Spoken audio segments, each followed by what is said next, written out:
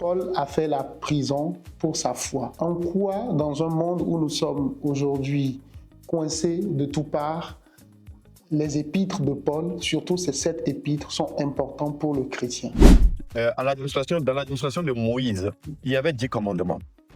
Maintenant, dans l'administration de la grâce dans laquelle vivent les chrétiens, ces 10 commandements sont ramenés à 2.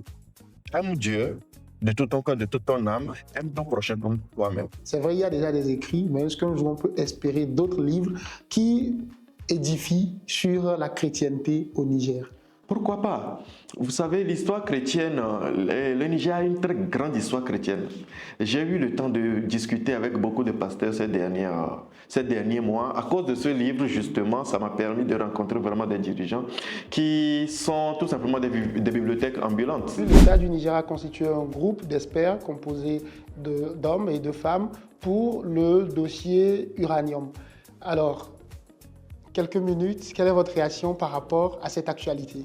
Comme on dit, vous savez, mieux vaut tard que jamais. Ce groupe d'experts, à mon avis, devrait être mis en place depuis le lendemain des événements du 26 juillet.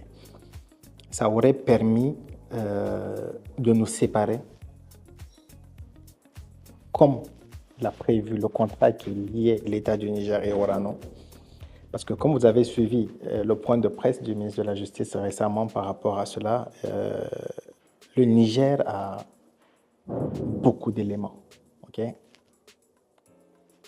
à charge contre Orano, qui au début nous n'avions pas voulu aller forcément dans ce sens avec eux.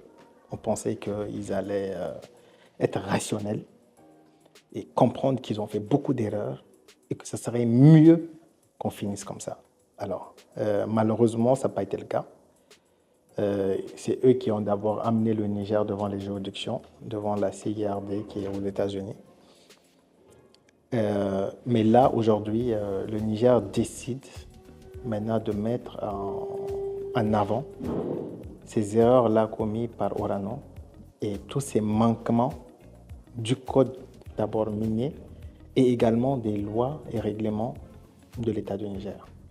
Donc aujourd'hui, ça va être vraiment une guerre juridique dans laquelle nous sommes en train de nous lancer. Comme je dis, mieux vaut tard que jamais. On aurait dû le faire au début pour arriver à résilier le contrat normalement en suivant les process qu'il faut, parce que nous avons suffisamment d'éléments qui nous permettent de mettre fin à ce contrat-là sans qu'il y ait bavure ou sans qu'il y ait exagération.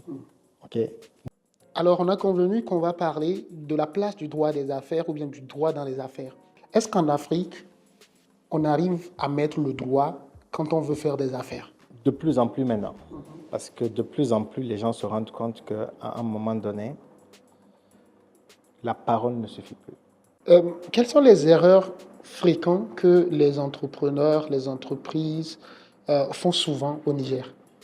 Alors, c'est déjà penser que l'amitié ou la connaissance, c'est une clause contractuelle.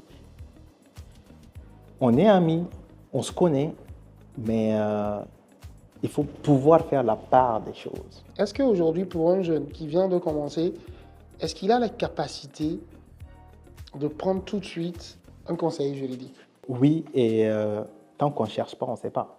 Si on reste dans son coin et qu'on se dit que c'est cher, on ne va pas y aller.